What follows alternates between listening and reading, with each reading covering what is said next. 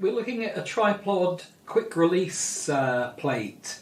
I got one with the tripod itself, which is this one, but I was pleased to get the chance to try this pack. You get two of these and they are much superior to the one that came with my tripod.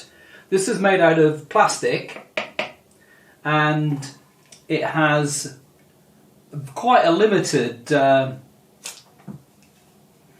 amount of adjustment, whereas the new one, it has adjustment that way, along that way, and it's made out of metal and it's much more secure.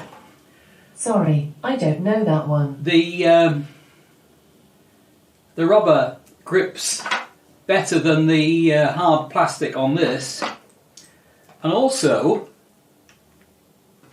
the grip is much stronger. So all in all, the one that came with the tripod itself was a 3-star.